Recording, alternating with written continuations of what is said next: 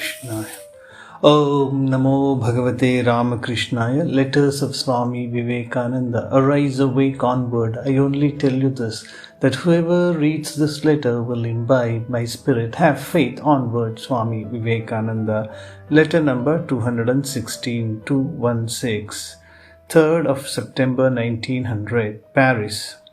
Written to Mrs. Frances Leggett. Dear Mother. Footnote. Mrs. Frances Leggett. We had a congress of cranks here in this house. The representatives came from various countries, from India in the south to Scotland in the north, with England and America buttressing the sides. We were having great difficulty in electing the president, for though Dr. James, Professor William James was there, he was more mindful of the blisters raised on him by Mrs. Milton, probably by magnetic healing, than solution of world problems. I proposed Jo, but she refused on the ground of non-arrival of her new gown, and went to a corner to watch the scene from a coign of vantage. Mrs. Bull was ready, but Margot objected to this meeting being reduced to a comparative philosophy class. When we were thus in a fix, up sprung a short, square, almost round figure from the corner, and without any ceremony declared that all difficulties will be solved, not only of electing a president, but of life itself, if we all took to worshipping the sun god and moon god. He delivered his speech in 5 minutes, but it took his disciple, who was present, fully 3/4 of an hour to translate. In the meanwhile, the master began to draw the rugs in your parlour up in a heap, with the intention, as he said, of giving us an ocular demonstration of the power of fire god then and there.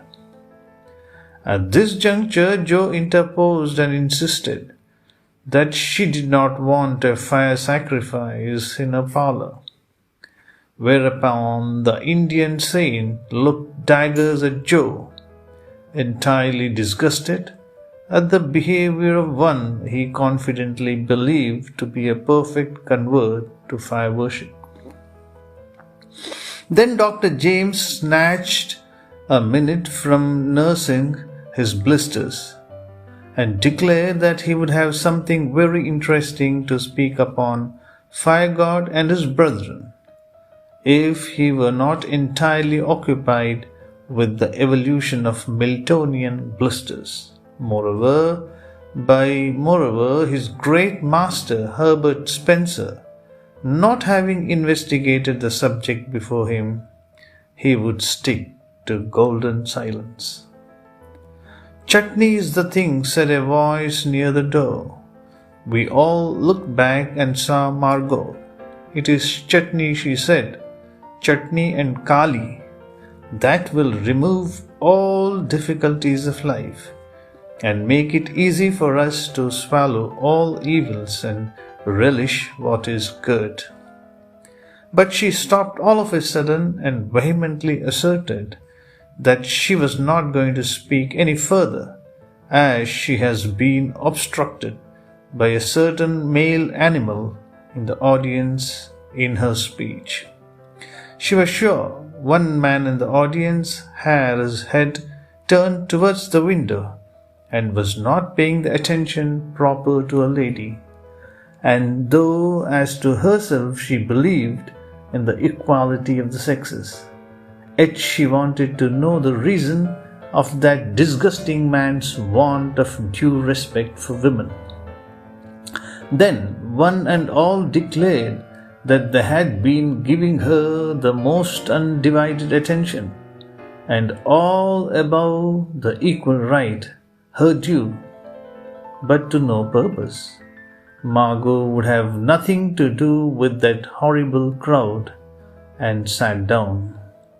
Then Mrs. Bull of Boston took the floor and began to explain how all the difficulties of the world were from not understanding the true relation between the sexes. She said the only panacea was a right understanding of the proper persons, and then to find liberty in love and freedom in liberty. And then to find liberty in love and freedom in liberty. And motherhood, brotherhood, fatherhood, godhood, love in freedom and freedom in love. In the right holding up of the true ideal in sex. To this the Scotch delegate vehemently objected and said that as the hunter chased the goatherd the shepherd the peasant, and the peasant drove the fisher into the sea. Now we wanted to fish out of the deep the fisher, and let him fall upon the peasant upon the shepherd, and so on, and the web of life will be completed, and we will be all happy. He was not allowed to continue his driving business alone.